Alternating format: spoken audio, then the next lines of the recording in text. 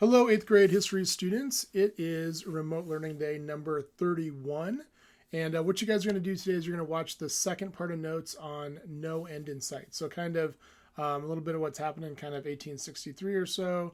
The next section you guys are going to do is kind of like how they get to the end of the war. So we're kind of like midway through the war, kind of just talking about some financial things and a couple strategies and stuff like that. So go ahead and watch the second part of those notes today.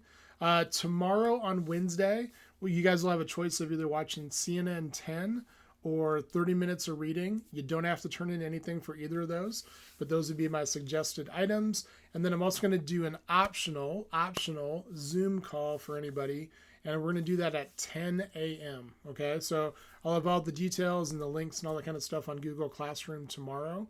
So on Wednesday, not today, but on Wednesday, we'll do an optional Zoom call at 10 o'clock. So just kind of a chance to touch base.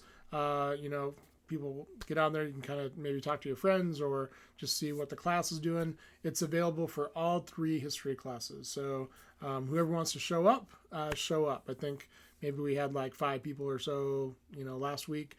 Let's see if we can get maybe like 10 people or so and just see how people are doing. Okay. The last thing I want to tell you guys today is if you go into PowerSchool, I've added it's an assignment, but it's not something that is included in your grade, but it'll say March 22nd grade. What that is, and I think it'll actually be in italics, I think, on PowerSchool for you guys. At least it is for me. That is what your grade was at the end of the 3 weeks before we started remote learning. Okay? So there is no way that your final grade for the semester is going to be lower than that grade. Okay? So let's say, hypothetically, somebody ended third quarter with a 91. Okay?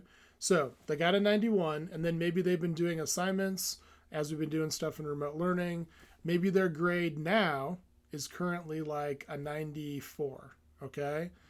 Whatever the highest one of those will be at the end of the semester, that's what your semester grade's going to be.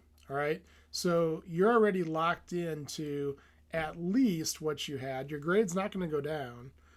The only way that your grade would not be going up at this point is if you had like a terrible Unit 7 test.